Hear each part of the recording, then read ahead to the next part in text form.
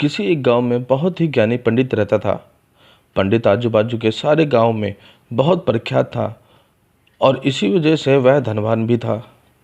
पंडित का परिवार ज़्यादा बड़ा नहीं था।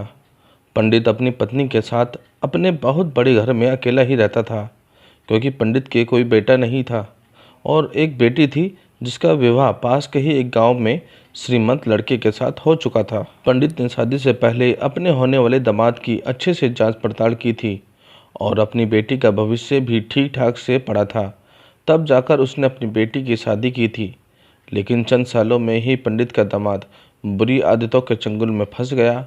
जुआ और शराब की बुरी लत ने उन्हें सड़क पर लाकर रख दिया था। अपनी बेटी की ऐसी दुर्दशा देखकर पंडित की पत्नी काफ़ी दुखी होती थी और अक्सर पंडित से कहा करती थी कि तुम जाकर उनकी मदद कराओ। पंडित हमेशा अपनी बीवी को यह कहकर उनकी मदद करने के लिए मना कर देता था कि काफ़ी कुछ समय तक उनका बुरा वक्त चलना है। हम चाहे कितनी भी कोशिश कर लें, जो उनके नसीब में नहीं है उनको नहीं मिल पाएगा।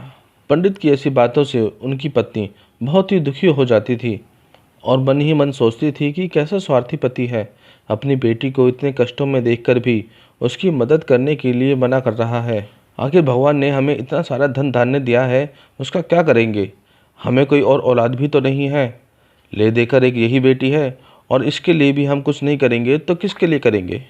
पंडित ऐसा नहीं सोचता था। ऐसा नहीं है कि पंडित अपनी पुत्री से प्रेम नहीं करता था, लेकिन उसने अपनी पुत्री की कुंडली इतने अच्छे से पढ़ी थी और वह यह पहले से ही जानता था कि वह चाहे किसी भी लड़के से उसकी शादी कर दे, लेकिन उसके जीवन में यह समय आना ही है और बिना इसे भुगते उसको छुटकारा नहीं मिल पाएगा।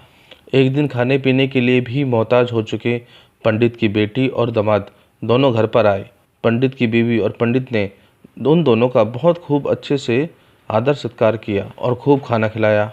बेटी और दामाद की पंडित से सहायता मांगने की हिम्मत ना हुई, इसलिए वह बिना बोले ही वापस अपने घर की ओर लौटने लगे। लेकिन माँ तो माँ होती है। पंडिताइन से रहा नहीं गया और बिना पंडित की इजाज़त से उसने चोरी छिपे बूंदी के लड्डू बनाकर उसमें सोने के सिक्के रख दिए और बेटी और दामाद को दे दिए, ताकि बेटी और दामाद की कुछ आर्थिक स्थिति सुधर सके। पंडिताइन यह भी जान गई थी कि बेटी और दामाद शर्म के मारे उनसे मदद नहीं मांग रहे हैं, इसलिए उसने बेटी और दामाद को भी लड्डू में छिपे सिक्कों के बारे में नहीं बताया। जाहिर सी बात है कि जब वो लोग घर पर जाकर लड्डू खाएंगे तो उन्हें उसमें सोने के सिक्के मिल जाएंगे। इस तरह बिना उनके मांगे ही उन तक मदद पहुंच जाएगी। सोचकर पंडिताइन मन ही मन अपनी बेटी की मदद करने के लिए खुश होने लगी। फिर भी पैसों की कमी के चलते वह चलकर अपने गांव की तरफ निकल पड़े। पंडित का दामाद और उसकी बेटी उन दोनों का आशीर्वाद लेकर अपने घर की तरफ रवाना हो गए। उन दिनों गाड़ियां तो होती नहीं थी, घोड़ा गाड़ी या बैलगाड़ी चलती थी। पैसा न होते तो और चीज़ों की लेन देन करके व्यवहार होता था। बेटी और दामाद का गांव पंडित के घर से कोसों दूर था। किसी भी पैसों की कमी के चलते वह चलकर अपने गांव की तरफ निकल पड़े।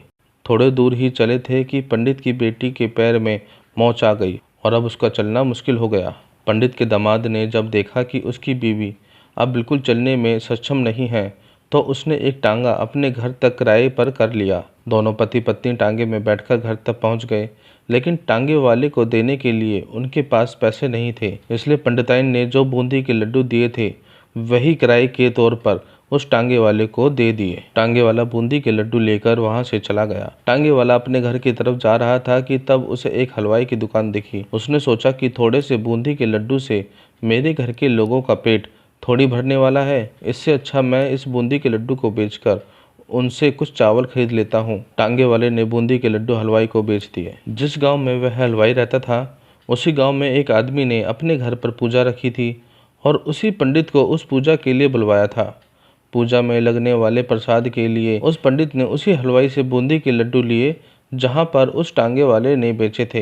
हलवाई ने भी उस आदमी को टांगे वाले से खरीदे हुए लड्डू ही पहले दिए, ताकि वह खराब ना हो जाए, क्योंकि वह नहीं जानता था कि यह लड्डू कब बने थे। पूजा खत्म होने पर दक्षिणा और बूंदी के लड्डू लेकर जब पंडित अपने घर पर आया और खाना खाने के लिए बैठा, तो प्रसाद में लाए बूंदी के लड्डू खाते वक्त लड्डू से सोने का सिक्का निकला।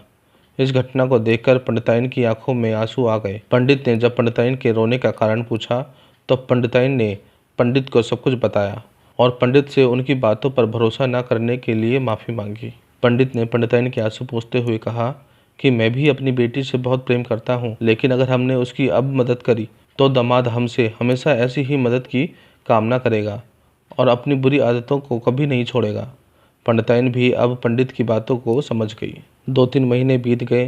पंडित के दामाद और उसकी बेटी फिर से एक बार उसके घर पर आए और इस बार उनकी परिस्थिति पहले से बेहतर थी, क्योंकि पिछली बार खाली हाथ जाने के बाद दामाद ने नया काम शुरू किया था और अपनी सारी बुरी आदतें छोड़ दी थी।